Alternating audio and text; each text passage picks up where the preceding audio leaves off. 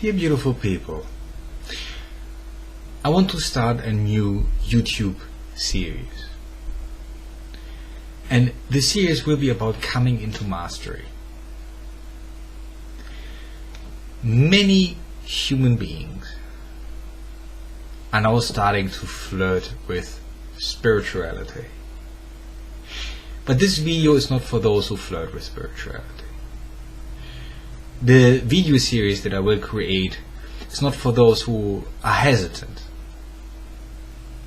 It's not for those who want to keep 10% ego, 9% ego, 5% ego, 3% ego.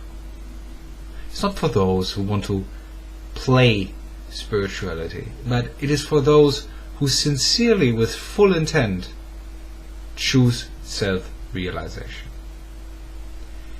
As such, even though teaching systems is often a limitation, often even teaching meditation can be a limitation, I will teach a system, but see this system more as a map which brings you to the locations, but what you will experience at those locations is your individual path. Now, when we speak about self-realization, the main thing that we are concerned with is what keeps our energy level low. Because we live in a society that is designed to keep our energy levels low. In order to increase in energy levels, there's a certain work that we need to do. Or are we doing that work actually? You see, when we practice meditation, there's often still ego involved. We think through the mastery of meditation, we can in that sense force ourselves into self-realization, but this is still the ego operating. It does not work. Meditation is simply a way of allowing your own energies, your own intelligence to awaken and to teach the human level of, let's say, of the surface of who you are, to teach that human level of how to come into realization. This will be different for every single being, because even though we all on the deepest level of existence, the one being, we are also individualized beings. And individuality is not in disharmony with the whole, quite the opposite, because the whole as such is diverse. And through diversity, it is complete. Because to every polarity in existence, an opposing polarity needs to also exist. Otherwise, there is no oneness. So, to be an individual is not something that stops you from self-realization, quite the opposite. But identifying with an ego is what hinders the process of self-realization. Well, again, what is the ego? It's simply a concept of who you think you are. And this concept is determined by many things. Memory, DNA, matter, form, physical body. These are all just phenomena that pass through you but are not you. But when you don't have that verified yet, you are very, very tempted to make an I out of that. When you make an I out of that, again, any form of self-definition is a self-limitation. So when you limit yourself, you limit your energy. When you limit your energy, only parts of who you are indeed accessible to you. So when we teach a system, it is indeed a limitation, because we teach it by language. We teach it by logic, by rational mind, something that is actually intuitive. And if someone who has found their own individual way into realization is starting to teach a system, it can become a very strong limitation for someone whose individualization process goes into a different direction. But there are common themes that we find in all pathways, and we can speak about those and see how we, let's say, allow ourselves to get into those positions. So then, when you're done playing spirituality as another form of ego, for example, I'm a Buddhist, I'm a Hindu, I'm a this, I'm a that, it's still the ego talking. It's still a concept, you see. Even saying, I am a soul, or I am the nothing, or I am that I am, even though ultimately truth, when you say it, it's just words. To know it directly, to experience it beyond words, is the key. And we all have our individual way of getting there. But the question is, how can we allow our individual way to manifest in front of our eyes, to guide us to who we are, you see? Well, one thing is for sure, in that sense, is part of it, is the introspective. Is the willingness to give up on the world, or to forgive the world, to let go of the world, to drop the desire for worldly achievement, and turning inwards. So when we let go of the world, something in us starts resonating, starts awakening. So when you're willing to understand that only by turning inwards, realization becomes possible, the letting go of the world is a necessary step.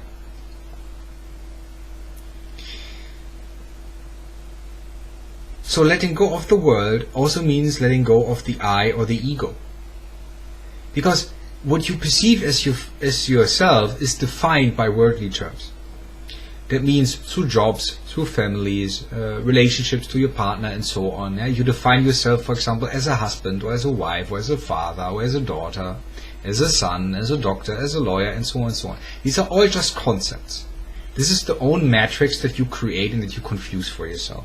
Well, it's not only your own matrix, but of course a lot of other beings have been meddling with that matrix, so you got even more confused, you see.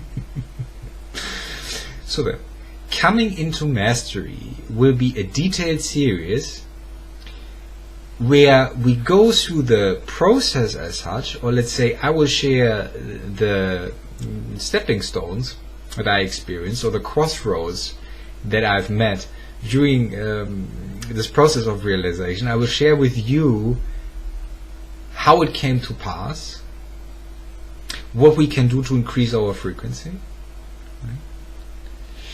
Because the thing is, what keeps you in a limited perception is the lack of energy. Well, there is no true lack of energy, but there's a self-imposed restrictions against your beliefs, you see. When you think you are a body, you will operate as a body. When you think you are a mind, you will operate as a mind. But when you stop thinking who you believe to be, when you can drop all self-definitions, truth will naturally start arising. So some practice a lot of meditation, some take psychedelics, some do it through art, and so on. The question is simply, what is our way of allowing realization to take place? So for some of us, meditation is very helpful, but again, not in order to control or force ourselves into realization, but to create a space in which we allow ourselves to surrender to our deeper intelligence. But there's not something that the person does actively, ultimately. That's why great Zen teachers will tell you Zen is a continuous mistake until it isn't, you see. Because when you try to get enlightened, when you try to be self-realized, what you're actually doing often, you are in front of your own apartment. You think you have lost the key somewhere in the grass in the darkness, and now you're trying to find the key. But when you practice meditation, that's what you do. You try to force yourself into an awakened state, which doesn't work. But at some point during the meditation process, through the frustrations, through the practice, you suddenly start surrendering.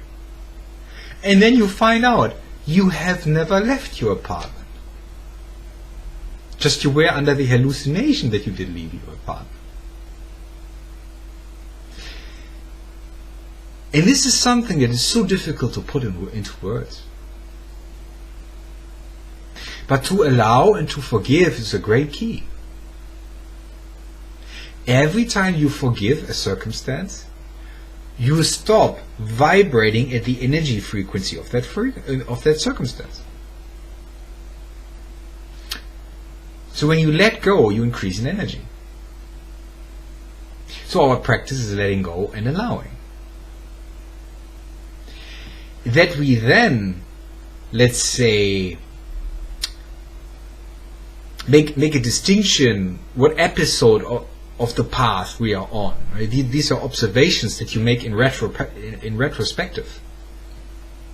You then look backwards, and I'm going to talk you through it very quickly.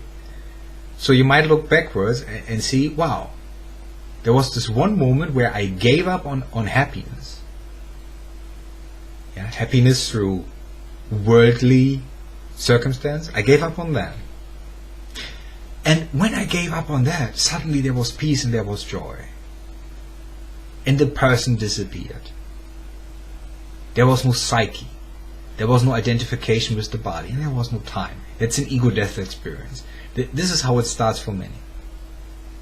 They suddenly realize, who I thought I was, I am not. Well then, many of us think, oh, we have arrived. This is it.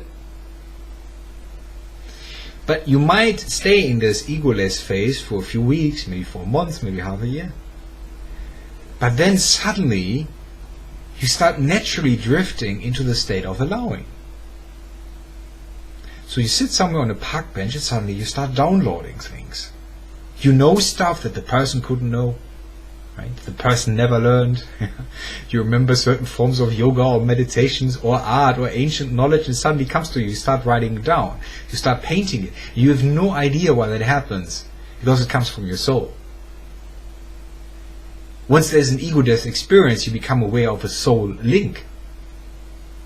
And now suddenly, multidimensional information is being downloaded into your brain. To the local psyche, that's often a shock. That's how it started for me, where I suddenly started writing about Zen. In great detail, without ever, as Julian, the person, having received any formal training. But the detail in which I wrote could not have been a coincidence. To hallucinate such detailed, accurate information is not possible. You see, this is how you know when you're hallucinating. Because the stuff that you're actually making up, you see, the only thing in you that hallucinates is your ego. Right? If you're truly awake, you're not hallucinating. You might have visions, but you're not hallucinating. But your ego will hallucinate, for example, the illusion of spiritual experience. And how do you know? Because it doesn't work. It doesn't work. The information isn't accurate. It scrambles it all over the place, it distorts it.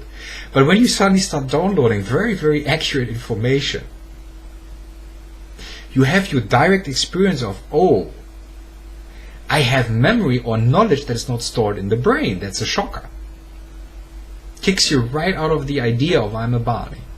So then you have the ego-death experience. You suddenly, via allowing the intuition, start downloading information that are not of the person. And at some point, you might, for example, remember how to practice a certain technique to activate the third eye. So suddenly you start stimulating the glands in the brain with energy, right? And it starts opening, and suddenly you have another channel, another frequency through which you can perceive even more information. And then what usually happens is the shadow work. Because even though you had an ego-death experience, and even though in that ego-death experience you had a sense of what is nirvana, what is liberation, the absence of personhood, the absence of limitation of the psyche of someone who is invested in the game, no one there, suddenly through your increase in energy, all the old trauma in the physical body now starts spilling to the surface. And then it needs loving integration. And this is when, for example, you need to allow even further. For your deeper self to emerge, to talk you through the traumatic memories, to help you transform the energies, to help you integrate them, and so on and so on and so on. And every time you integrate a trauma, you increase in energy. Because what we have been experiencing by being born and by being identified with the physical body, that we also confuse ourselves with the conditioning in the body. that means we confused ourselves with the DNA and the memories and the biology and so on and so on and so on. And the electromagnetic phenomena, the biochemical phenomena, we start identifying with that. The stories in our head, the religions, the culture, and all that. All of that is arbitrary. All of that is interchangeable. And this is hard to accept for many. That there's no specialness about it, you see. It's not special to have a certain type of memory because it's arbitrary. You see, if you're playing spirituality, this is the moment you turn off the video. If you're not playing spirituality, if you're not flirting with it, but if you want to go onto the path of self-realization, this is where you get excited. This is where you get curious, you see. So then, we at some point realize none of the conditions that we experience, none of the circumstances or limitations or memory data banks is who we are, but we are the awareness that experiences the impermanence of phenomena, but in itself cannot be impermanent because it is witnessing impermanence. If it would be impermanent too, well, I give you an example. If you have a sheet of paper that is 2D, yeah, it's flat, it's 2D. Now you look on top of the sheet of paper. You can only do that because you look into 2D from 3D. 3D cannot be 2D. If 3D would be trapped in 2D as well, it would have no awareness of 3D. You see? It would just be in 2D. And it couldn't even recognize 2D as 2D. It would just call it reality.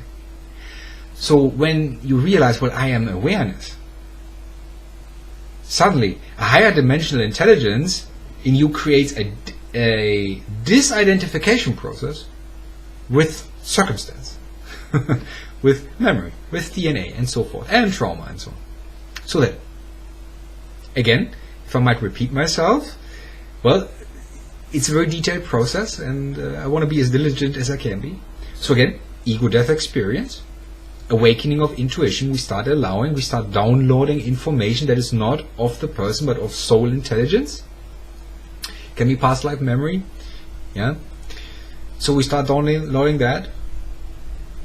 Then we, for example, start scanning our body. Yeah, we start feeling our body. We become conscious of our body, and every time we feel a tight spot or we feel something that feels uncomfortable, and since we're in an egoless state, we start allowing it. So suddenly we start healing the injuries, and we increase in energy with every injury we heal. So this is the first layer of shadow work. Then at some point our third eye activates. This is the next layer of shadow work. Suddenly, when the third eye is active and we sit in meditation, yeah, or we're just in a state of allowing, we turn inwards, and now we scan our energy field in our body for trauma. Now we re-experience as a form of holographic memory, because our third eye can decode that information, and we walk through the experience. And then, bringing it to wisdom, we can forgive ourselves and everyone in the memory, and we increase in energy, and we increase in energy, and increase in energy. And at some point, there is the Kundalini activation, where an energy potential at the bottom of the spine gets activated, climbs upward, and starts the complete modification of the nervous system, but then also assists you in even integrating past life trauma. And a lot of us, when we experience that, we get physically very, very sick, not because we're actually getting worse, but because we're getting better. It is simply that the Kundalini energy will expel everything that doesn't fit our vibration anymore, and it will push it out of the system, or assist us in transforming it. It means bringing it to wisdom, bringing it to love, bringing it into acceptance. So what the Kundalini actually does, it makes us even more aware of the shadow. So it's the next level of shadow work. So we have 3 levels, right? Body scans without the third eye, body scans with the third eye, and then Kundalini process. So basically we go every time a layer deeper. Yeah, we start clearing the old energies out. Yeah, the current life traumas, the past life traumas, and so on and so on and so on. Your ego won't like it, you see. Because your ego is, in that sense, a parasite. It is a thought matrix installed into your brain, into your neurons as a form of software that pretends to be you, and it tricks you into identification. And it can only trick you into identification when you believe it. So when you, for example, have negative thoughts, self-criticizing thoughts, self-punishing thoughts, thoughts of being unworthy, and so on. Again, these are not your own genuine thoughts. It's basically a thought echo that represents the voices of your teachers, of the politicians, of the general society, of social media, and so on, which has created a thought matrix. It convinces you to be it. And every time you believe it, you start creating a low energy frequency which blocks higher spiritual experience out. So the ego will resist the shadow integration, because through every bit of shadow integration you suddenly start increasing in energy. And that means the matrix in your mind, the parasite in your mind, feels endangered. Now, many of you are not aware of this, but for those who have developed the senses of seeing frequencies, let's say, that are next to the physical matter frequency, see, for example, that many humans have energy parasites who are attached to their aura, who are blocking their chakras, and so on. Because as a child in an unloving society where you were not allowed to be your authentic self, you then have accepted the ego that was offered to you by society, the thought matrix, right? The collective one or the individual one. You make an individual out of it, but it exists within the collective. So then you've accepted that thought matrix in order to survive in society, but it is not you. It is opposing the authentic self, and every time the authentic self emerges as a form of shadow construct from the level of ego, it looks evil and tries to push it back down. And usually does it with guilt and fear. So, in that sense, the recovery of parts of your authentic self is the shadow integration process. So, in that process, you will often be confused. You will often be confused because you will struggle to discern what is ego, what is my deeper intelligence. Right? And in that sense, I want to encourage you to feel the energies of the thoughts. Because thoughts that lead to expansion, to creativity, to joy, to love, to compassion, always make you feel more light, more energetic, motivated, inspired. And thoughts that offer you limitation, fear, guilt, self-punishment, lies, all that makes you feel heavy and burdensome, like you're full of burden, like you have a huge weight on top of you. This is what severely depressed people feel. So trust your instincts, but not your biological ones. They might fool you. Trust your intuition. Okay. So the reason why we often already are low in energy is because, again, when the reprogramming happened when we were children, when our authentic self was suppressed and the ego was put in place of the authentic self, we only could pretend to be an ego by lowering our energy. So every time now you're increasing in energy, the fake self will pretend to be you and will pretend to be scared. For example, create the fear of death. When you're about to have an ego death experience, the ego itself will scream, I am dying, I am dying, I am dying, don't do this, don't do this, don't do this, because it's terrified of you waking up and actually expelling it from the system. Now again, what most of us don't know, we have those energetic parasites in our energy field. So as a child, again, where you were indoctrinated into this unloving belief structure, what happened is that when your energy dropped as a child, your frequency dropped, and you were neurologically vulnerable, those entities attached. They could enter your aura, and then they start feeding you negative and fearful thoughts. And when you believe them, you create an emotion, for example fear, and this is what feeds the entities. So they're parasites. But you're not aware that they are in your energy field when your frequency is not high enough that you could actually notice them. So they offer you ego. That means they offer you your identity. They create a story in your head, for example, that you're a failure, that you'll never make it, that you'll never be successful, that those things won't work, that you're not lovable, that you're not this, that you're not that, and so on. This is what they offer you. And every time you get into conflict with that thought, and when you get into conflict with that thought, you kind of believe it, you give it energy, and you strengthen those parasites and lower your energy frequency. So the shadow work serves to increase in energy, which will expel those parasites during the process, and at some point modify the physical body to such a degree that it stops being a limitation.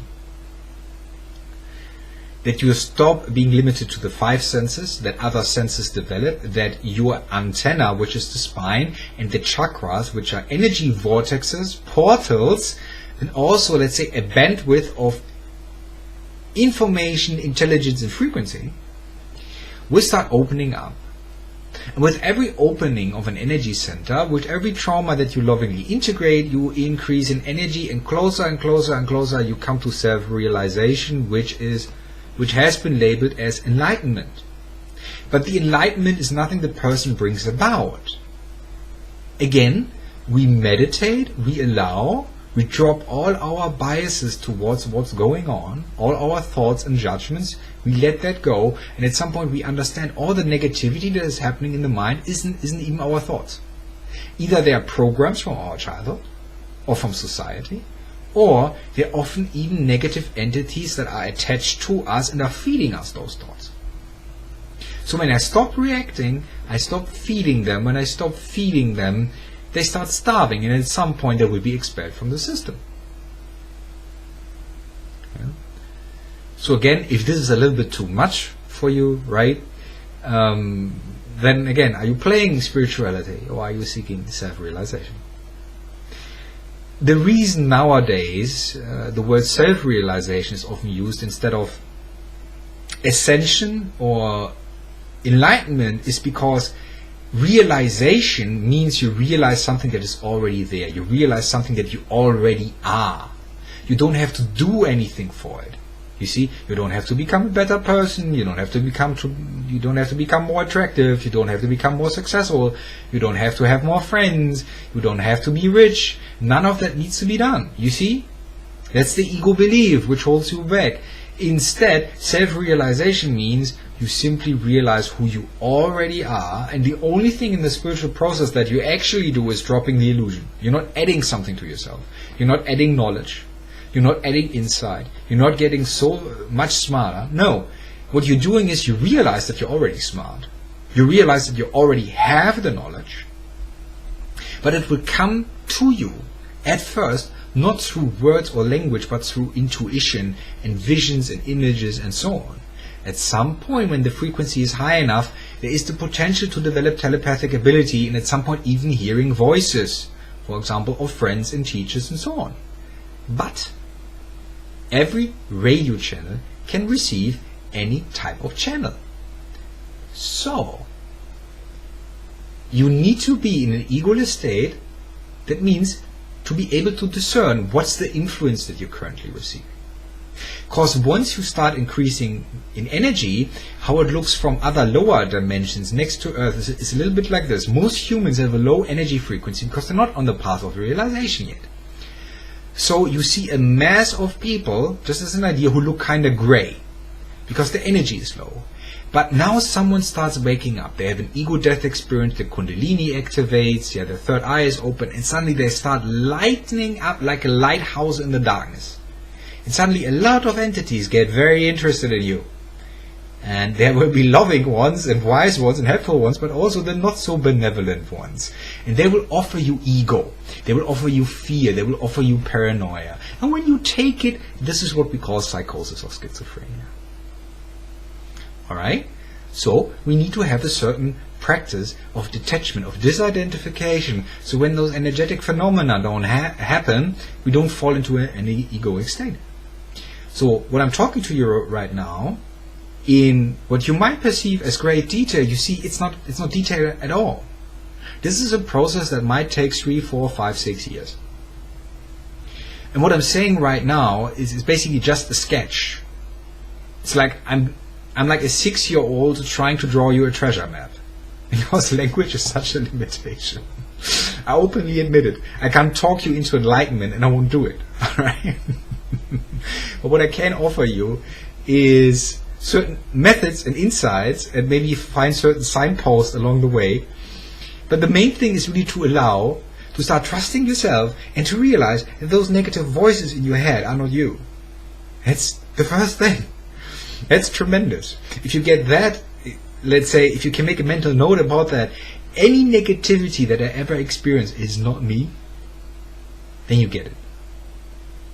Then you stop being manipulated by energies that are not necessarily yours, you see? Okay.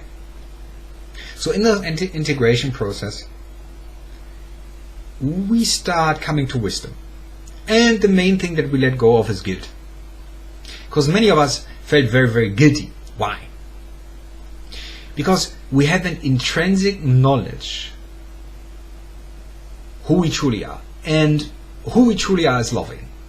Who we truly are is caring. Who we truly are is very intelligent. Who we truly are has profound knowledge about everything in existence. But the moment you entered a body, you literally experienced being dumped down. That means you had such a wide spectrum of perception and understanding. Yeah, or I wouldn't say perception again, because perception includes interpretation. Let's say you had different senses, different ways of perceiving, of knowing, but not interpreting. All right. So you were basically in the knowledge, but the moment you entered a body, it's like someone suddenly pulls a bag over your head. You're suddenly blind. Yeah, you're blind, dumb and deaf. Why is that so? Because in your earlier incarnations you didn't know how to handle a body. That's a process, you see. It might take you several incarnations to master the body. That means to transcend the limitations of DNA, to transcend the limitations of the nervous system and so on. To restore more and more of your original senses. And while you were blind, dumb and deaf, you caused a lot of ruckus, a lot of chaos, a lot of suffering. Because someone who's blind, dumb and deaf and doesn't know what's happening around him is scared. And someone who's scared causes often suffering. Turns to violence, turns to selfishness and all that. And we have deep memory of that, and that hurts us. So we need to release the guilt of those earlier incarnations, but also of the present incarnation. That often because we didn't have full access to our deeper knowing and to true intelligence, we couldn't help but make decisions that were causing suffering for us and others. So then we have generated guilt, and our ego program beats us up for it, right? So we got to get rid of the ego program. And we start loving us, because at some point we come to realization, despite the limitations, we move towards the light. Despite the limitations, we try to love as best as we could. Despite the limitations, we more and more choose to be true. You see, despite the limitations. So it actually shows your beauty, because despite of severe limitations, we are right now having this conversation. Despite experiencing severe limitations, you now are willing to realize yourself and to become a loving being. First of all, loving yourself, you see. When you love the universe, you're also part of the universe. If you don't love yourself, your love is not complete. So we're going for complete love, for complete wisdom. In order to go for complete love, for complete wisdom, it needs to include yourself. No excuses, my friends.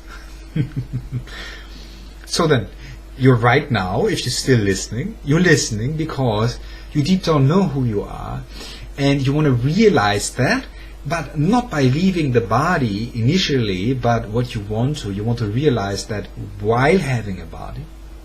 So when you have a body that then more and more becomes an avatar that you transform, you change the DNA, you change the nervous system, you change the energy. So the process of allowing your soul to do that, by letting go of ego. And then more and more you become an authentic expression of your true self on the 3D plane. And you stop creating suffering. And this is where we're going. We're going to the ultimate expression of freedom. And every time you feel guilty and afraid, you do not allow yourself to be free. So we want to learn how to be completely free. Yeah? You don't become a Buddha by sacrificing yourself all the time. You don't become a Buddha by beating yourself up and practicing ultra hard, yeah, because your ego is terrified of not getting there. You become a Buddha by allowing yourself to be completely free of all compulsive behavior. And when you allow yourself to be completely free, you're naturally in a state of love. And your energy increases. And suddenly you start transcending physical reality and new dimensions of experience enter. And you leave the idea of linearity, of limitation, of consciousness being something physical. You will begin transcending that, and this will be liberating, but at the same time there will be a grieving process, because you're letting go of the person is going into death, because self-realization is death of the person, because you realize that you're something more than the person. It's not that the memory of the person will leave you. No, but it will be integrated into a vast amount of memory that you already have on a higher level of intelligence. So therefore the person is being integrated into the master. And the master is you. The master over energy and matter. You see? So then you will go through a death process. Like the butterfly. The butterfly goes into the cocoon, but at the time might not really understand it. Right? You see, the butterfly sees itself as a caterpillar, doesn't it? It experiences itself crawling over leaves and thinks that's my whole world, you see. Probably it doesn't even think that. But it's just like experiencing it that as itself. And when it goes into the metamorphosis, the caterpillar starts disintegrating. That means the caterpillar is dying. Now a new form is being born. And the butterfly emerges from the cocoon. And this is the moment of realization. I am free of the limitations of my previous body. And this is where we're going to. And I hope we can be on this journey together. And I will share what I know with you. But again, I want to make it very clear for those who are still playing. If you're still playing, if you're still flirting with realization, whatever I just said will not be of service to you. It will make you more confused, because you will use intellect and you will think yourself to death. You will create all kinds of stories and hallucinations in your head. But if you've understood this as an invitation to allow, to let go, to allow the healing, the restoration, the shadow process, the alchemical process, to becoming one with who you already are, you see, then you are in the right place. My friends, contemplate about that. Be well.